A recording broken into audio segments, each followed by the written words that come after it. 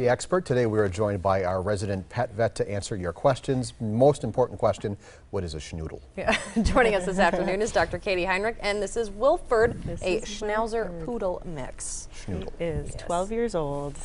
Wilford has some issues. He does. Wilford is 12 years old. He is deaf, and he is also partially blind because he has cataracts. And he's newly adopted from the Humane Society just a couple months ago.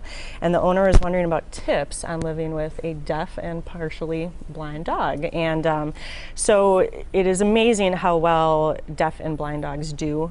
They have, their other senses are so acute, their sense of smell, their sense of touch, sense of taste, that they get around fantastically. And I've actually had people bring in dogs that are blind, not realizing they were blind, for their regular exams, and had no idea because their dogs were just navigating around their house. As long as you don't move the furniture, they truly do fantastic. Impressive the way he was able to get across the studio up here onto our little set piece here without ever having seen it before. They really, as long as you take it slow and you don't change around your furniture and you're careful around stairs, baby getting stairs when you're not around, they truly do fantastic. As far as a dog that is deaf but not blind, you want to teach them hand signals.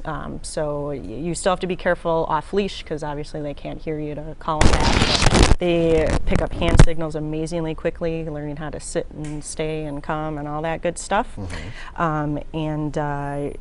For a dog that is both blind and deaf, again, not moving the furniture around is huge. I have had people actually put different, those Glade type plugins in different rooms of the house with a different smell in each room. Really? So the dog could smell which room it wanted to go into. Like the kitchen had a certain odor, the bedroom had a certain odor. So it was a really neat idea, and it worked really well for that particular pet. He's obviously a happy guy. He's doing fantastic. He just wants to be on a lap. Now he does have a little bit of an arthritis issue in his back hips. Yeah, he does. And so with that, again, if your dog has an issue like that, you want to talk to your veterinarian about potentially getting him on medications for things like that.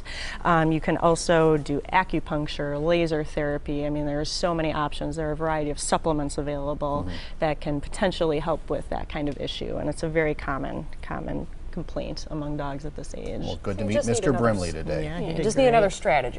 Exactly. All right. Well, thank you very much for welcome. joining us. Well, if you have a question for our experts, you can email them at asktheexpert@today's TMJ4.com. You can also leave a voicemail. The number is 967-5253.